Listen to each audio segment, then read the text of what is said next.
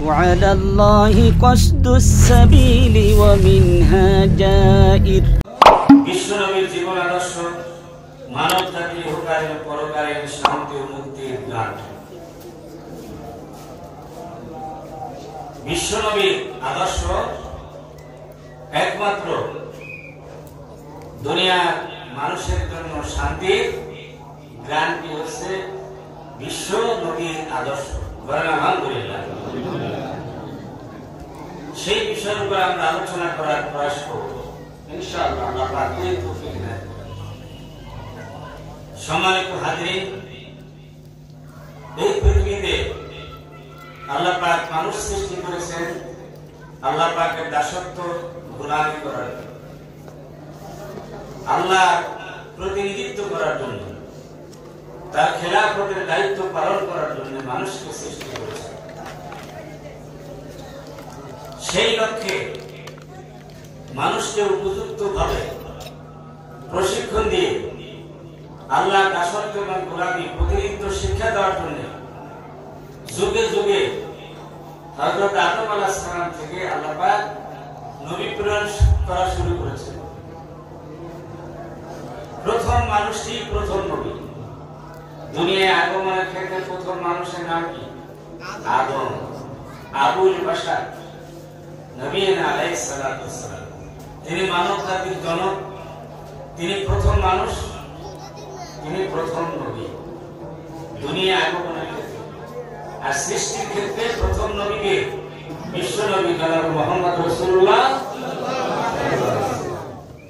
আদম আলাইহিস সালাম থেকে শুরু করে আখিরি জামানা পয়গম্বর আমার নবী, আপনার নবী, বিশ্ব নবী পর্যন্ত লক্ষাধিক নবী, অসংখ্য নবী রাসূল প্রেরণ করেছেন।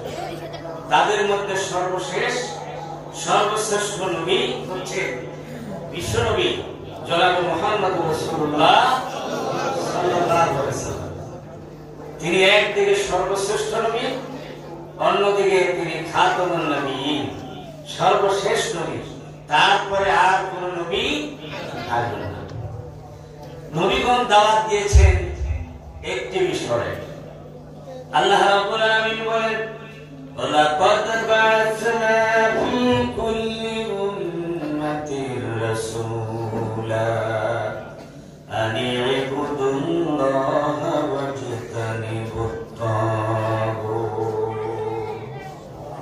আল্লাহ রাব্বুল আলামিন বলেন, আমি প্রত্যেক জাতির কাছে, প্রত্যেক সম্প্রদায়ের কাছে আমি একজন রাসূল প্রেরণ করেছি, নবী প্রেরণ করেছি।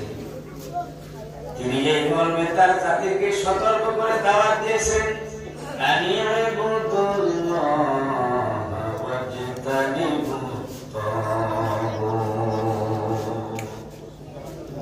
তোমরা আল্লাহর ইবাদত করবে, আল্লাহর দাসত্ব করবে, আর তাগুতকে পরিহার করবে। তাগুত কি? যারা আল্লাহর কথা মানে না, আল্লাহর আইন মানে না, আল্লাহর নির্দেশনা মোতাবেক নিজেও চলে না, আর অপরকেও মানতে দেয় না, তাকে কি বলে? তাগুত। এই তাগুতকে পরিহার না করলে আল্লাহর দাসত্ব করা যাবে না। প্রত্যেক নবী যুগে দুই শ্রেণীর মানুষ, এক শ্রেণীর মানুষ নবীর দাওয়াত গ্রহণ করেছে, তারা হলো উম্মতে ইজাবত। আর এক শ্রেণীর মানুষ দাওয়াত গ্রহণ করে নাই, তারা উম্মত, তারা হলো উম্মতে দাওয়াত। প্রত্যেক নবী দুই ধরনের উম্মত ছিল। উম্মত কয় প্রকার? কথা বলবেন। দুই প্রকার, একটা হলো উম্মতে দাওয়াত, আর একটা হলো উম্মতে ইজাবত। যারা নবীদের দাওয়াত কবুল করেছেন তারা হলো উম্মতে ইজাবত, আর যারা দাওয়াত কবুল করেন নাই তারা উম্মতে দাওয়াত। অর্থাৎ তাদের সকলের কাছে দাওয়াত পৌঁছেছে, সেই হিসাবে তারা কি? ঠিক অনুরূপভাবে আমাদের নবী উম্মত, তারা ছিলেন প্রত্যেকে এলাকা ভিত্তিক, গোত্র ভিত্তিক নবী। আর আমাদের নবী হলো সারা দুনিয়া নবী, বিশ্ব নবী। বলেন আল্লাহু আকবার।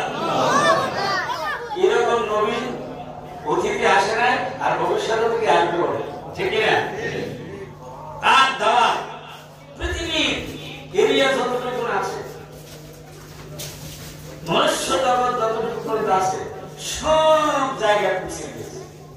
তাহলে সেই হিসাবে বিশ্বনবীর সবাই উম্মাত, ওই উম্মাত হলো উম্মাতে দাওয়াত। বলে ঠিক না? হিন্দু, বৌদ্ধ, খ্রিস্টান যত জাতি আছে, মুসলমান সবাই উম্মাতে দাওয়াত। আর যারা কবুল করেছেন দাওয়াত, যারা করেছেন লা ইলাহা ইল্লাল্লাহ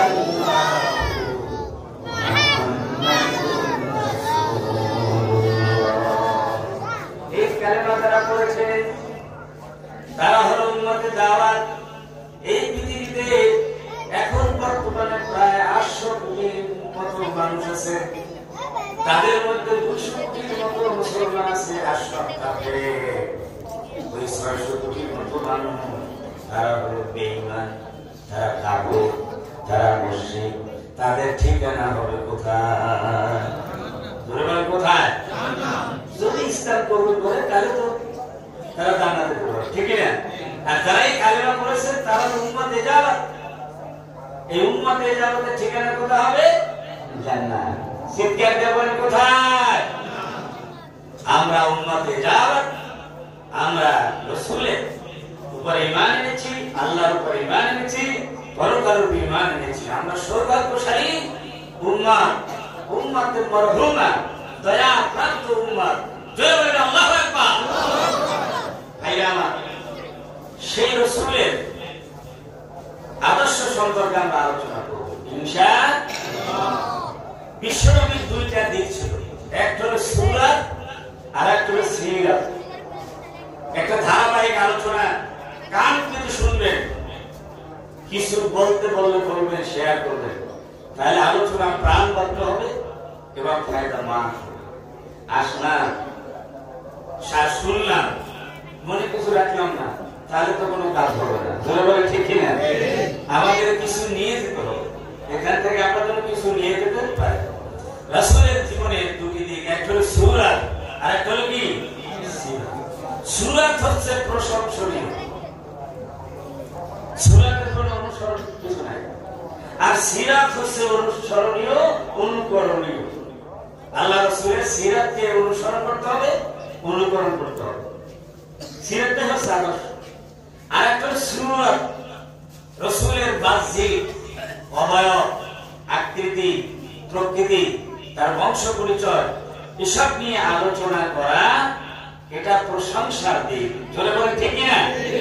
আমরা প্রথমে সূরাতের উপরে আলোচনা করব। রাসূল তার অবয়ব কেমন ছিল বিস্তারিত বর্ণনা করার সুযোগ নাই, কারণ আমাদের সময় হলো সীমিত, লিমিটেড আছে, ঠিক না? সারা রাত তো কিন্তু আমরা কথা বলতে পারবো না। আর রাসূলের জীবন আদর্শ আলোচনা করে কেউ 1 ঘন্টা 2 ঘন্টা 1 রাত 2 রাত থেকে শেষ করতে পারবো বলে মনে করছেন? কখনোই না, আল্লাহর কসম, এটা পারবেই না। কারণ আল্লাহ রাব্বুল আলামিন বলেছেন, কুল্লাউ কানাল বাহরু মিদাদান লিকালিমাতি রাব্বি লানাফিদাল বাহরু ক্বাবলা আন তানফাদা কালিমাতু রাব্বি ওয়ালাউ জিনা বিমিথলিহি মাদাদা। আল্লাহ রাব্বুল আলামিন বলেছেন, নবী আপনি বলে দিন, এই পৃথিবীর সাগর মহাসাগরের পানিগুলি যদি কালিতে পরিণত হয়ে যায়, আর সেই কালি দিয়ে যদি কোরআনের ব্যাখ্যা লেখা শুরু হয়ে যায়, ওই কালি ফুরিয়ে যাবে।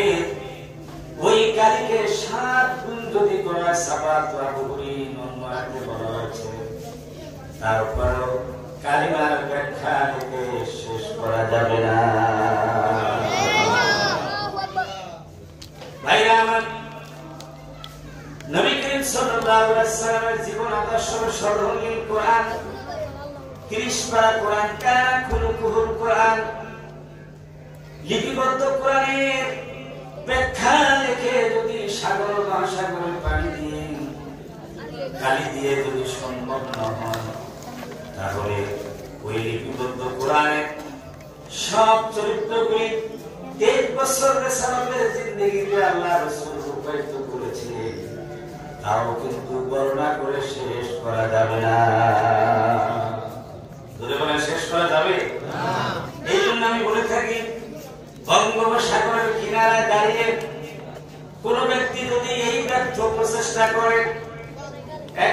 চায়ের চামচ নিয়ে বসে যায় আর নবীজি চায়ের চামচ নিয়ে যদি বসে যায় আর বঙ্গোপসাগরের পানি যদি পরিমাপ করে তাহলে বঙ্গোপসাগরের পানি পরিমাপ করা কি সম্ভব হবে নাকি?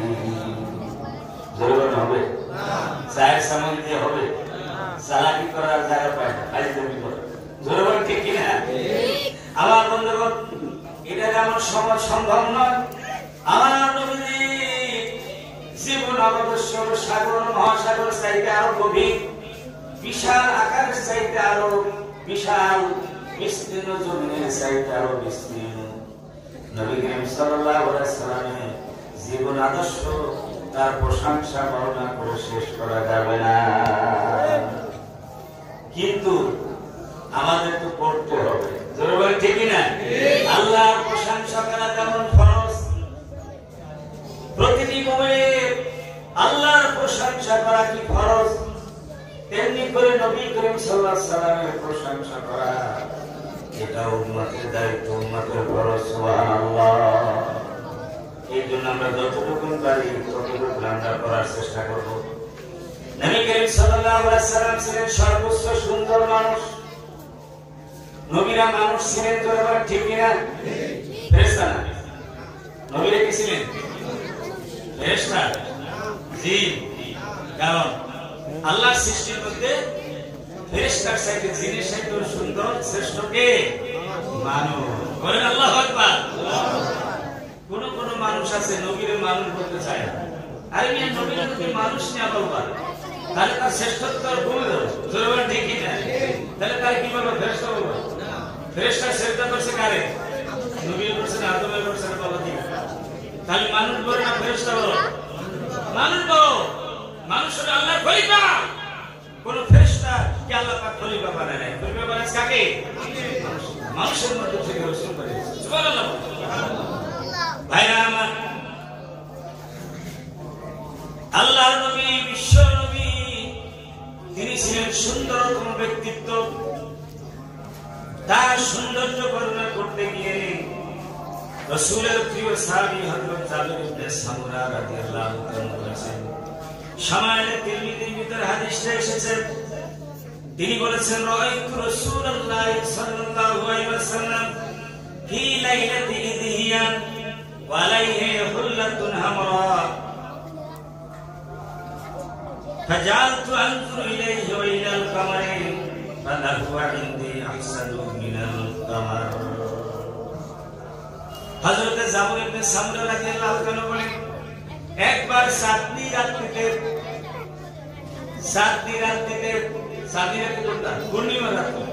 পূর্ণিমা রাত্রিতে আমি রাতের বেলা রাসূলের কাছে ছিলাম। আমি রাসূলের সৌন্দর্য পরীক্ষা করলাম। একবার প্রিয় নবী সুন্দর নুরানি চেহারার দিকে আমি তাকাচ্ছিলাম, আর একবার আকাশের সুন্দর চাঁদের দিকে তাকাচ্ছিলাম।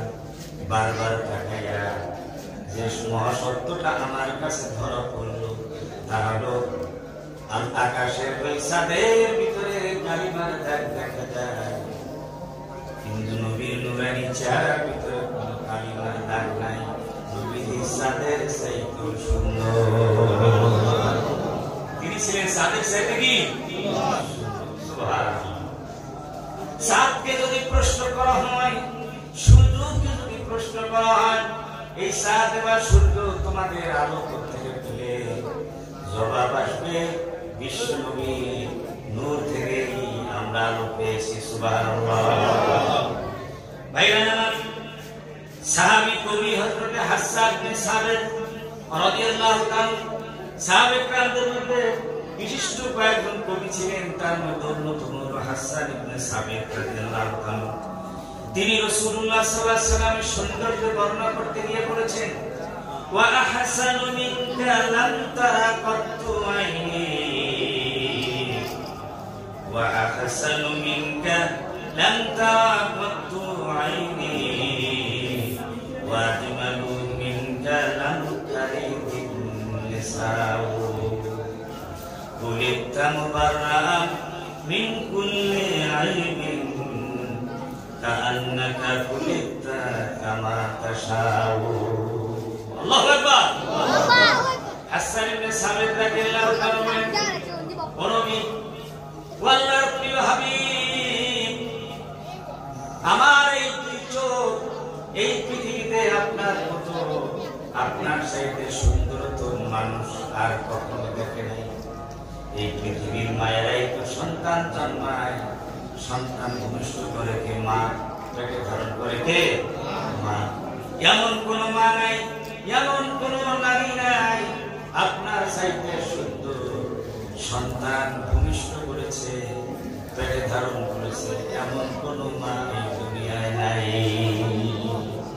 আপনার মাই হল সেরা, যিনি আপনার মতো যাদের চাইতে সুন্দরতম সন্তান পেটে ধারণ করেছেন এবং প্রসব করেছেন। জোরে বলেন আল্লাহু আকবার। বিষয়টা এমন, যেমন আল্লাহর কাছে আপনার বন্ধুর কাছে আপনি যেন আবদার করেছিলেন, আমাকে এইরকম করে নিখুঁত ভাবে আপনি আমাকে তৈরি করেন। সুবহানাল্লাহ। আল্লাহর কাছে যেন আপনি আবদার করছেন, আর সেই আবদার রক্ষা করে আপনার ইচ্ছা মাফিক আল্লাহ পাক তৈরি করে দিয়েছেন। বলেন আল্লাহু আকবার। ভাইরা আমার, এই পৃথিবীর বর্ণনা এসেছে, এই পৃথিবীতে যত সুন্দর বিরাজ করছে, সমস্ত সুন্দর এর অর্ধেক সুন্দর হল হযরত ইউসুফ আলাইহিস সালাম। সমস্ত সুন্দর যদি এক পাল্লায় দেওয়া হয়, আর ইউসুফ আলাইহিস সালাম যদি এক পাল্লায় দেওয়া হয়, অর্ধেক অর্ধেক হবে। এই হিসাবের ভিতরে আমার বিশ্ব নবী নাই। সুবহানাল্লাহ। বিশ্ব নবী বাদ দিয়ে ঠিক না? আপনারা জানেন এইটা কোনো অলিক কাহিনী না, কোরআন কারীমের ভিতরে আল্লাহ রাব্বুল আলামিন ইউসুফ আলাইহিস সালামের ঘটনা, তার ভাইদের ঘটনা, মিশরের প্রেসিডেন্ট ঘরে থাকাকালীন সময়ের ঘটনা সূরা ইউসুফের ভিতর বর্ণনা করে আল্লাহ পাক বলেন, ও নবী, আপনাকে আমি একটি আহসানুল কসাস, সুন্দরতম কাহিনী আমি আপনাকে শোনাই। সুবহানাল্লাহ। আপনাকে এবং আপনার উম্মতকে একটা সুন্দরতম কাহিনী আপনার কাছে বর্ণনা করেছি। জোরে বলেন আল্লাহু আকবার। কোরআনের মধ্যে যত কাহিনী আছে, যত ঘটনা আছে, সব চাইতে সুন্দরতম মজার ঘটনা কোনটা? ইউসুফ আলাইহিস সালামের এই ঘটনা। ইউসুফ আলাইহিস সালামের সব ঘটনা তো আমরা বলতে পারবো না। তার ভাইয়েরা কূপের ভিতরে ফেলে দিয়েছিল, এটা তো আমরা সবাই জানি, জানি কিনা? তার সব ভাইয়েরা ফেলে দিয়েছিল, সেখান থেকে পথিকেরা তুলে নিয়ে মিশরের বাজারে গোলাম হিসেবে বিক্রয় করলো, আর হযরত ইউসুফকে গোলাম হিসেবে মিশরের তৎকালীন প্রেসিডেন্টের স্ত্রী করে তুলে নিয়েছিল চড়া দামে। এমন সুন্দর গোলাম, এমন সুন্দর মানুষ কখনো দেখে নাই।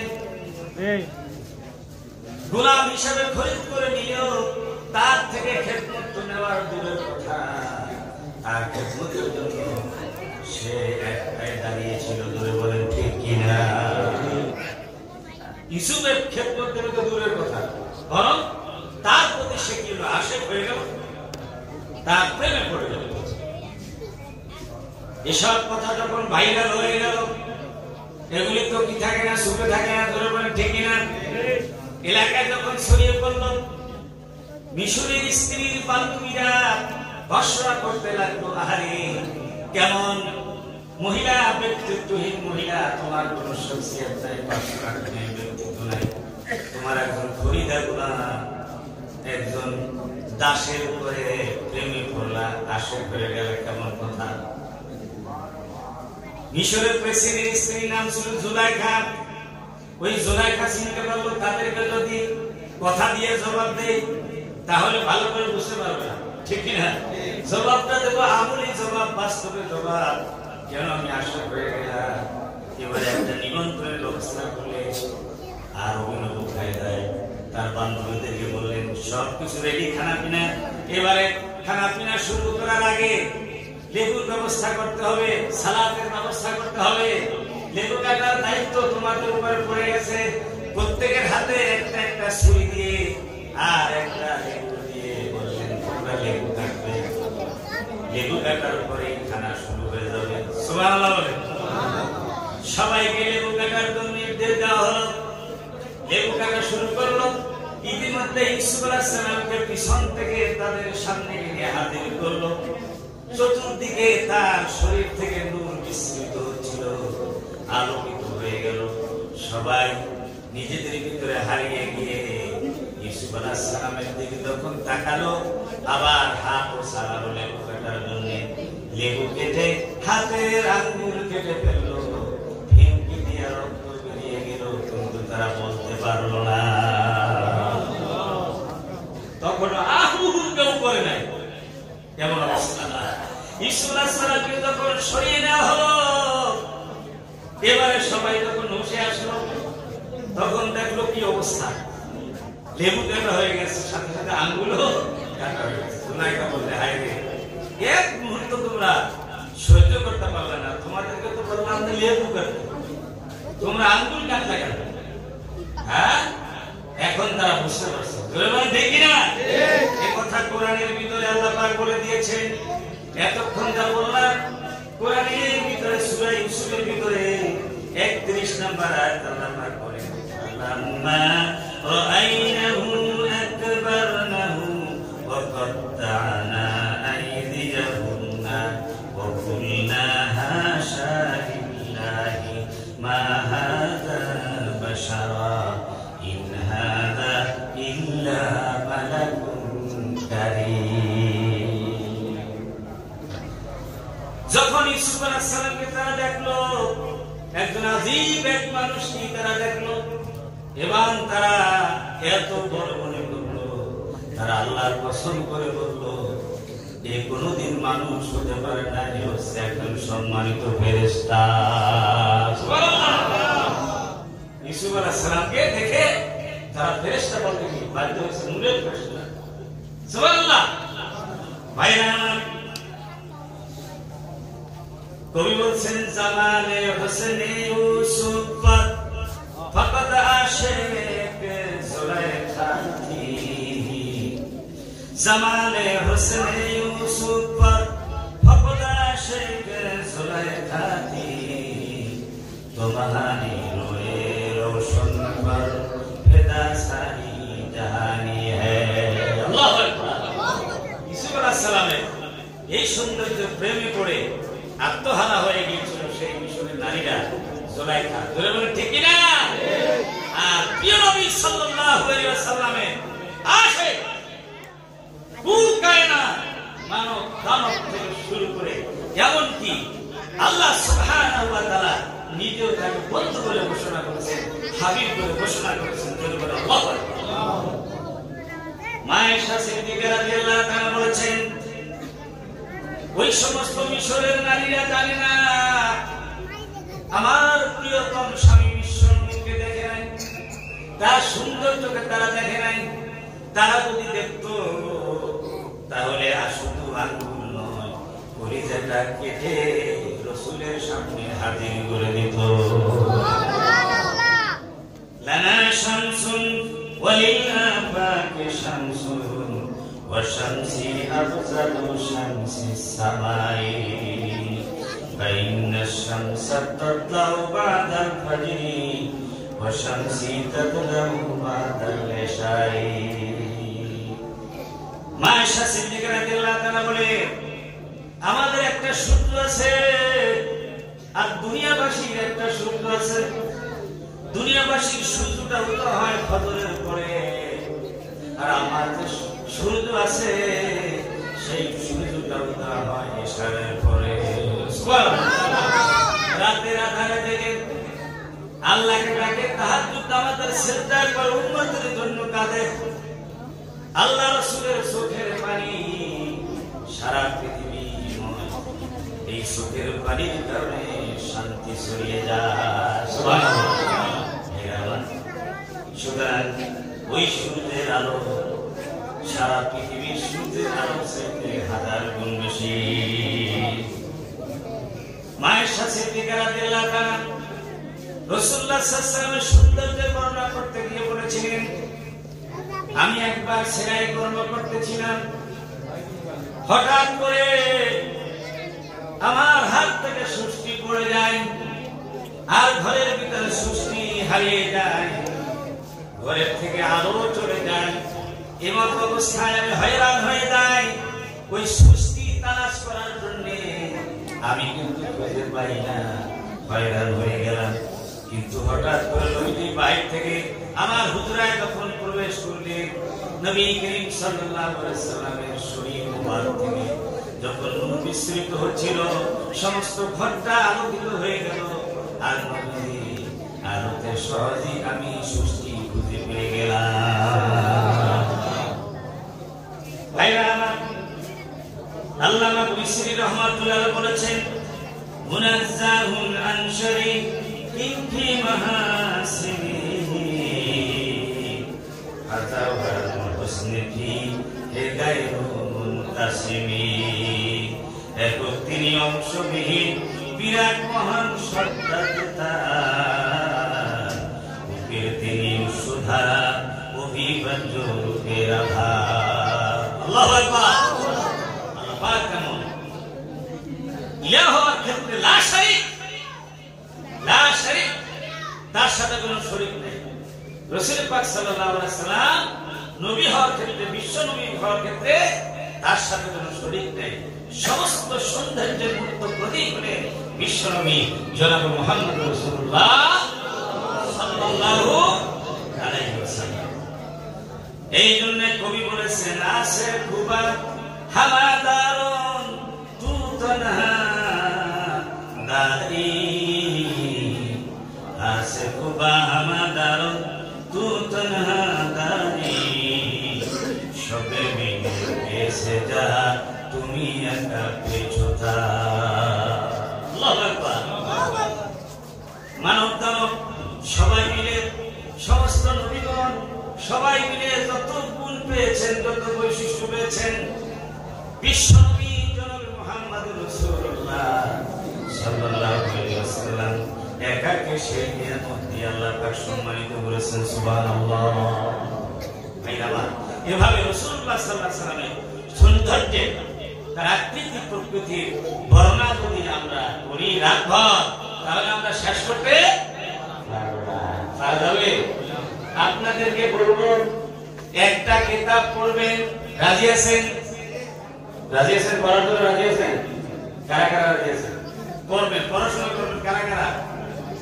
একটা কিতাবের নাম বলবো, শামাইলে তিরমিজি। কি নাম?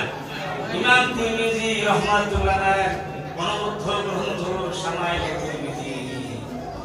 যারা মাদ্রাসায় লেখাপড়া করেছেন, যারা কামেল করেছেন সরকারি মাদ্রাসায়, যারা দাওরা হাদিস করেছেন কওমি মাদ্রাসায়, তারা সুনানে তিরমিজি আর শামাইলে তিরমিজি তারা পড়েছেন। অন্যান্য কিতাবের সাথে তারা পড়েছেন। যারা স্কুল, কলেজ, ইউনিভার্সিটি করেছেন, তারা কিন্তু পড়তে পারেন নাই। যারা বলেন ঠিক কিনা?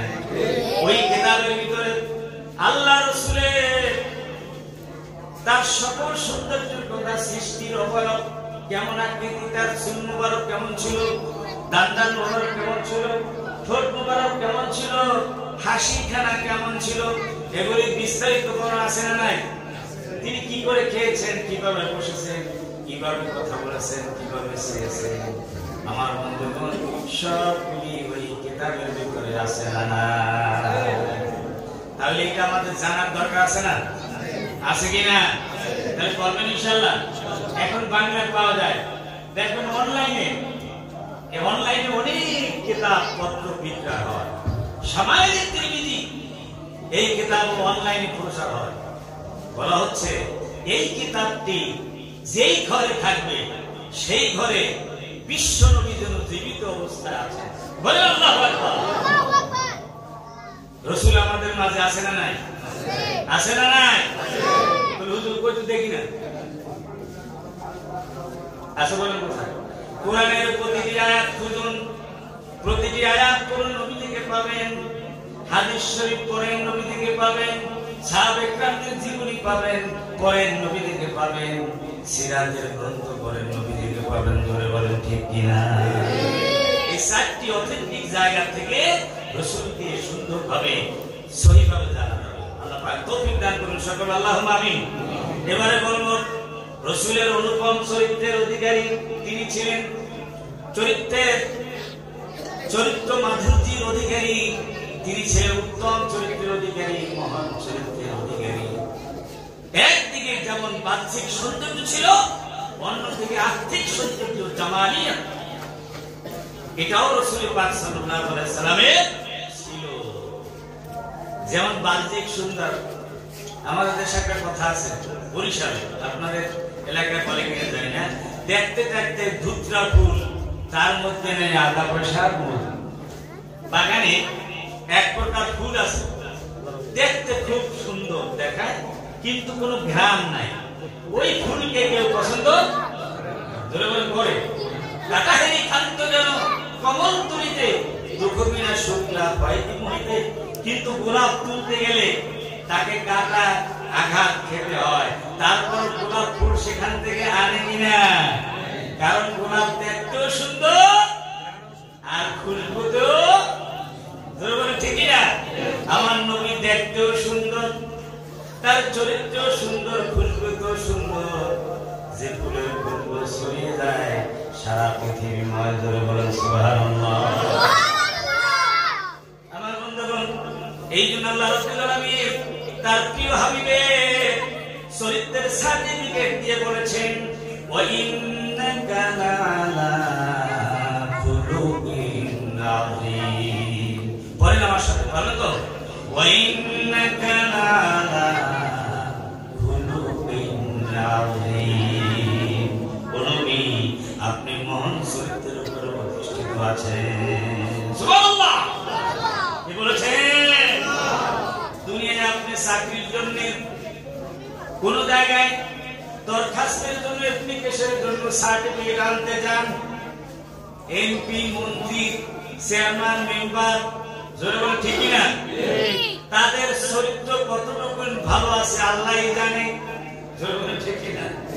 হ্যাঁ, ওই আমার নেতার চরিত্র ফুলের মতো পবিত্র, নামাজ পড়ে নেয় এক উঠা। নাউজুবিল্লাহ বলেন না, জোরে বলেন নাউজুবিল্লাহ। নামাজ পড়ে না, তার চরিত্র কোনদিন ফুলের মতো হতে পারে? এমন নেতাকে আমরা চাই? এমন নেতা চাই না যারা নামাজ পড়ে না, পাঁচ ওয়াক্ত সালাত যারা পড়ে না, জুমার সালাতে যারা আসে না, যারা সুদ খায়, ঘুষ খায়, এমন নেতা আমরা চাই না। জোরে বলে ঠিক কিনা? আমরা ওই নেতা চাই যে পাঁচ ওয়াক্ত সালাত জামাতের সাথে আদায় করে, জুমার নামাজ পড়ে, সুদ খায় না, ঘুষ খায় না, মানব সমাজের খেদমত করে, আল্লাহর সন্তুষ্টির জন্য, লোক দেখানোর জন্য না, ভোট পাওয়ার জন্য না। জোরে বলে ঠিক কিনা? এক শ্রেণীর লোক আছে ভোটের সময় জনগণের খাদেম, সেবক, চাহিদা আছে। আপনাদের এলাকায় নাই, অনেক জায়গায় আছে, অনেক জায়গায় খবর পাওয়া যায় যে আমরা তোমাদের বন্ধু, শ্রমিকের বন্ধু, হ্যাঁ, রিক্সা চালার ভিলু।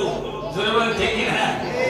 কিন্তু জিজ্ঞার পরে আর তাকে খবর দিয়েও পাওয়া, ফোনেও পাওয়া যায় না। জোরে বলেন ঠিক না? বা ভোটের আগে ফস করে, ভোটের পরে ফস করে না। যাই হোক, এই ঘটনা বলতে গেলে আমার সময় চলে যাবে। আল্লাহ রাব্বুল আলামিন বলছেন, হাবিব ওয়া ইন্নাকা লাআলা খুলুকিন আযীম, আপনি মহান চরিত্রের উপর অধিষ্ঠিত কি আছে। কি বলছেন? এই সার্টিফিকেট কোন মেম্বারের, কোন চেয়ারম্যানের, কোন এমপি কে দিয়েছে? আল্লাহ। চিৎকার দিয়ে বলুন কে? আল্লাহ। চিরদিনের জন্য শাশ্বত কোরআনের ভিতরে খোদাই করে লেখা হয়েছে, যা কেউ মুছতে পারবে না। ওয়া ইন্নাকা লাআলা খুলুকিন আযীম।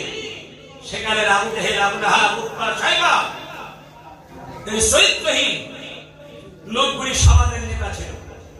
ধরে বলেন ঠিক কিনা? কিন্তু সেখানে তাদের নেতৃত্বকে চ্যালেঞ্জ করে আল্লাহ রাব্বুল আলামিন বিশ্ব নবীকে নেতা বানিয়ে বিশ্ব মানবতার জন্য একটা চরিত্রের সার্টিফিকেট দিয়ে দিলেন, যে নেতা হওয়ার যোগ্য একমাত্র মুহাম্মদ রাসূলুল্লাহ সাল্লাল্লাহু আলাইহি ওয়াসাল্লাম। আজও যারা মুহাম্মদ সাল্লাল্লাহু আলাইহি ওয়াসাল্লামের চরিত্র আদর্শের অনুসারী হবে, তারাই হবে সমাজের যোগ্য নেতা। ধরে বলেন ঠিক কিনা? আল্লাহ পাক আমাদের সমাজের নেতাগুলি কেমন চরিত্র দান করুন, সকলে বলে আল্লাহুম্মা আমিন। ভাইরা আমার, আল্লাহ রাসূল বলেছেন ইন্নামা বুইসতু লিউতাম্মিমা মাকারিমাল আখলাক। আল্লাহ বলেন নবীকে আমি মহান চরিত্রের উপরে অধিষ্ঠিত করে প্রেরণ করেছি। আর নবীও বলেন আমি চরিত্রের পূর্ণতা দেওয়ার জন্য পৃথিবীতে আমাকে প্রেরণ করা হয়েছে। সুবহানাল্লাহ। ভাইরা, সুতরাং নবী করিম সাল্লাল্লাহু আলাইহি ওয়াসাল্লাম ছিলেন তিনি পূর্ণাঙ্গ মহামানব এবং পরিপূর্ণ পূর্ণাঙ্গ আদর্শ। তার অনুসরণ করা এটা হচ্ছে মুমিন মুসলমানদের জন্য ভাগ্যের ব্যাপার, সম্মান ইজ্জতের ব্যাপার। রাসূল পাক সাল্লাল্লাহু আলাইহি ওয়াসাল্লামের অনুসরণ করলে দুনিয়ায় শান্তি, পরকালে মুক্তি, ইজ্জত, সম্মান, নিরাপত্তা, শান্তি সব কিছু রাসূলুল্লাহ সাল্লাল্লাহু আলাইহি ওয়াসাল্লামের অনুসরণের মাধ্যমে চলে গেলে। ঠিক কি না? এই জন্য আল্লাহ রাব্বুল আলামিন বলেন লাকাদ কানা লাকুম ফি রাসূলিল্লাহি উসওয়াতুন হাসানাহ। আল্লাহ পাক বলেন যে আল্লাহ রাসূলের মধ্যে রয়েছে তোমাদের জন্য অনুকরণীয় আদর্শ। জীবনের প্রতিটি ক্ষেত্রে, ব্যক্তি, পরিবার, সমাজ, রাষ্ট্রীয় জীবনে, শিক্ষা ক্ষেত্রে, সব ক্ষেত্রে তোমাদের জন্য রয়েছে রাসূলের জীবনের মধ্যে উত্তম আদর্শ, অনুকরণীয় আদর্শ। একমাত্র অনুকরণ করতে হবে বিশ্ব নবী জনাব মুহাম্মদ রাসূলুল্লাহ সাল্লাল্লাহু আলাইহি ওয়াসাল্লাম। আল্লাহ পাক বলেন কাদের জন্য? লিমান কানা ইয়ারজুল্লাহ ওয়াল ইয়াউমাল আখির ওয়া যাকারাল্লাহা কাসীরা। ওই ব্যক্তিদের জন্য যারা আল্লাহকে চায়, আল্লাহর ভালোবাসা চায়, আল্লাহর দিদার চায়। আমরা কি চাই কিনা? আমরা আল্লাহর দিদার চাই কিনা? আল্লাহর ভালোবাসা চাই কিনা? আমাদের জন্য রয়েছে রাসূলের জীবনের মধ্যে উত্তম। আমরা পরকালে শান্তি চাই কিনা? তাহলে আমাদের জন্য রয়েছে রাসূল পাক সাল্লাল্লাহু আলাইহি ওয়াসাল্লামের জীবনের মধ্যে উত্তম আদর্শ। আমরা আল্লাহকে স্মরণ করি কিনা? তাহলে তিনটা গুণ বলা হচ্ছে। যারা আল্লাহকে চায়, যারা পরকালে সুখ শান্তি চায়, যারা সব সময় আল্লাহকে স্মরণ করে, তাদের জন্য রয়েছে উত্তম আদর্শ। সুতরাং কাফের, বেঈমান, মুশরিক, নাস্তিক যারা আছে তাদের জন্য রাসূলুল্লাহ সাল্লাল্লাহু আলাইহি ওয়াসাল্লাম জীবনের মধ্যে আদর্শ নাই। জোরে বলে ঠিক কি না? কারণ তারা রাসূল পাক সাল্লাল্লাহু আলাইহি ওয়াসাল্লামকে অনুকরণ করবে না। তারা কি করবে না? করবে না। এই জন্য নাই, আমরা অনুকরণ করব। এই জন্য আমাদের জন্য কি আদর্শ আছে? একটু জিকির করেন লা ইলাহা ইল্লাল্লাহ, আল্লাহ